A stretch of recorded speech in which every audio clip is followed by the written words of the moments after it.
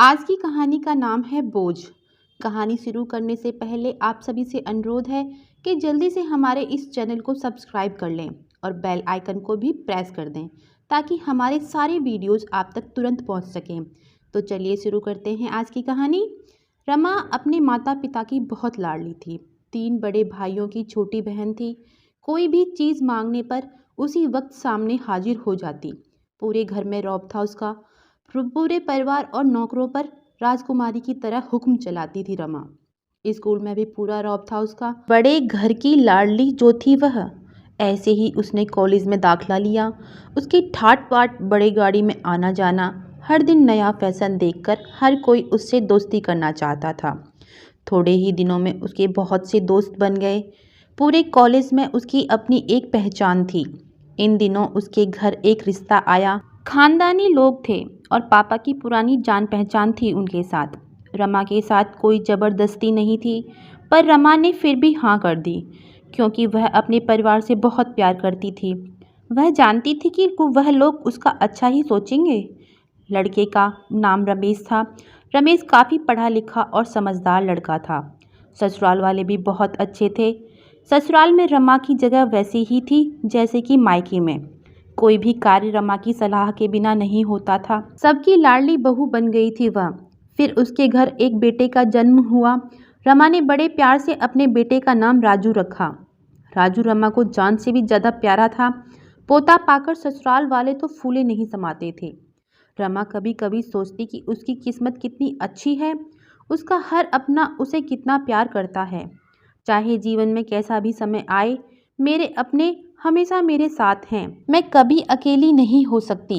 कितनी खुशकिस्मत हूँ मैं। पर शायद रमा की खुशियों को उसकी अपनी ही नज़र लग गई थी। एक दिन वह मायके जाने की जिद कर बैठी। रमेश को बहुत काम था, लेकिन वह फिर भी उसे ले गया। रास्ते में उसकी गाड़ी अन्य गाड़ी से टकरा गई। रमा, रमेश और राजू बुरी तरह से जख्मी हो गए।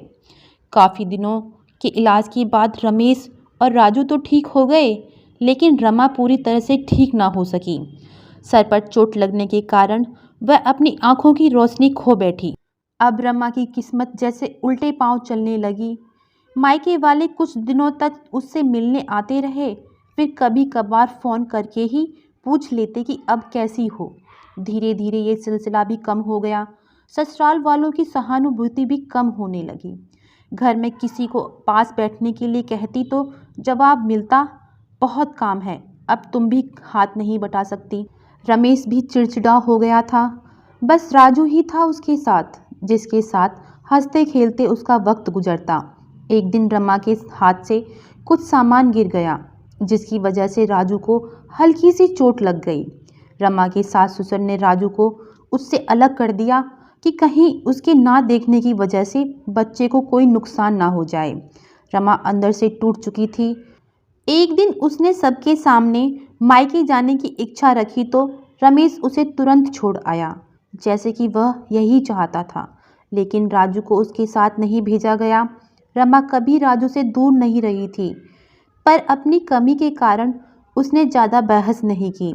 रमा को लगा कि वह 3-4 दिन वहाँ रहेगी, थोड़ा हवा पानी बदल जाएगा, क्योंकि वह कितने दिनों से कहीं बाहर नहीं गई थी।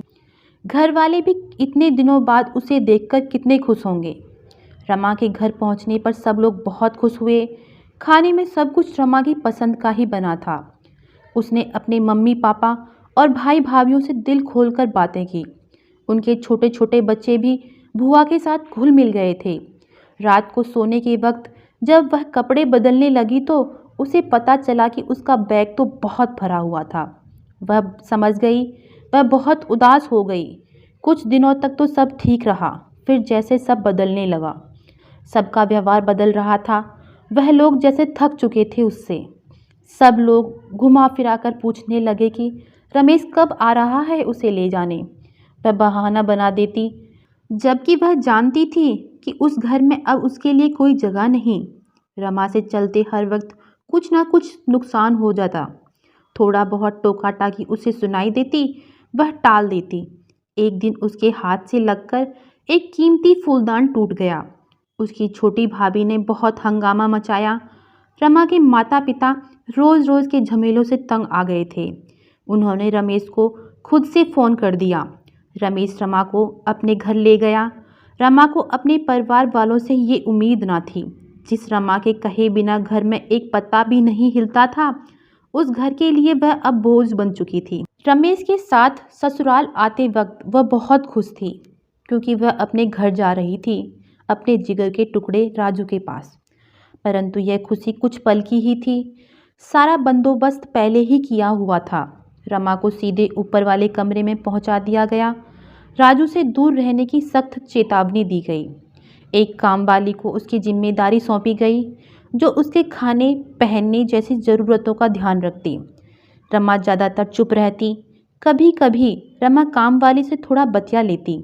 उसके जरिए राजू का पता चल जाता।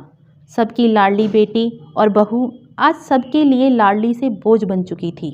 आज की कहानी आपको कैसी लगी, कृपया कमेंट करके ज़रूर बताएं और ऐसी ही प्रेरक कहानियाँ सुनने के लिए हमारे इस चैनल को सब्सक्राइब करें। और वीडियो के डिस्क्रिप्शन में हमारे टेलीग्राम ग्रुप का लिंक है, वहाँ से आप हमारा टेलीग्राम ग्रुप ज़रूर ज्वाइन करें। आप सभी का बहुत बहुत धन्यवाद।